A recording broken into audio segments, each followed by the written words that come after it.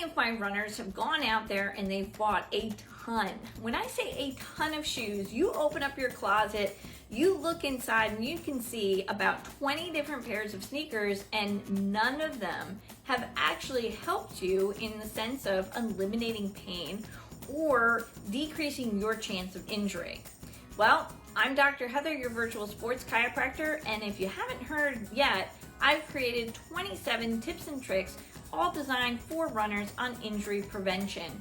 Now, over the course of the 27 weeks, we're going to talk about each one right here on the channel in no specific order, but they are designed for you, the runner, to really get a better sense of how to prevent those injuries and things you can do to really have a successful year. If you want to get the complete guide, click the link down below. I've left you the link there, and you can go ahead and grab the complete guide. Now again, like I said, they're in no specific order, but we're gonna get started with tip number 7, which happens to be proper footwear. Now, like I said, every time I've jumped on a consultation call with someone, they've told me that they have literally tried every single shoe, every single insole, they have orthotics, all these different things, and they can't seem to eliminate their pain, their discomfort, or their chances of getting an injury. Well, guess what? It's not your footwear. So I know that sounds silly to say, but again, what we have to look at here is choosing proper footwear is actually the ergonomic piece of the puzzle. That's the last piece we want to go to. But we have to have a better understanding of our condition, our ailment. Then we have to have an understanding of our biomechanics. Our gait analysis needs to be done. And then we can figure out what shoe is going to be the right fit for us and to help us run successfully without pain or discomfort or even triggering another injury from setting in. Now, again, there's so many running shoes out there. There is no one particular brand for every single person. So if you do have a particular brand that you like, stick with that one. Don't automatically change just because you heard something good. And I'm going to give you a perfect example. So years ago, when I probably started running, and I was probably doing maybe about 20-25 miles per week, I had always ran in Nikes, but I knew Nikes weren't really fitting really good. So I went ahead and said, okay, I'll try a different shoe. Well, a good number of my friends said, you have to try Mizunos.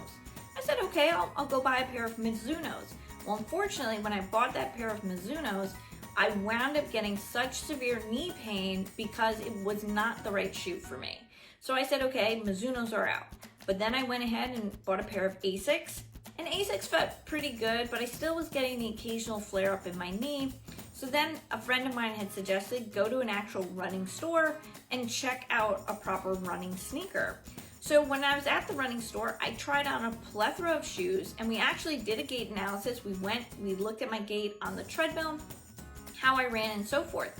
Come to find out, I actually needed to run in an Adidas shoe because of my pronation and because I also have a very narrow foot. Now, I was really surprised because when I think of Adidas, I think of soccer. I think of, the Premiership League. I don't think about essentially a running sneaker. I think more of soccer apparel, soccer cleats and stuff like that. But Adidas is very well known for creating a good running sneaker for someone who pronates and has narrow feet like myself from the design of the shoe. And sure enough, being in an Adidas shoe, I've never had any knee flare-up pain or discomfort ever again. So this is where we would use a lot of the stuff we're going to hear over these next 27 weeks to put in together in terms of figuring out what the proper footwear is going to be for you. Now, the other thing I've done for you guys too within this video is I've left you a link to a video presentation I did with a good friend of mine, Michael, who owns Good Feet up here in Connecticut, where we start to take a look at proper footwear and what it boils down to and how we really figure out what we need in terms of a shoe. Whether it's a neutral shoe, a stability shoe, a shoe that's going to be designed more for a supinator, a pronator, and so forth. So I'd highly recommend that you check out that video as well right here on the channel. Go ahead and click on it when you're done with this video. Now again, remember the proper footwear, that's just the ergonomic piece. That's your final piece of the puzzle. It's not the first thing you jump to. Really resolve the other issues first. Now, don't forget to check out next week when we go through tip number 8 right here on the channel. And again, like I said, over the course of the 27 weeks, we're going to be bringing you all these tips and tricks on for runners all about injury prevention right here on the channel. I'm Dr. Heather, your virtual sports chiropractor. I'll see you in the next video.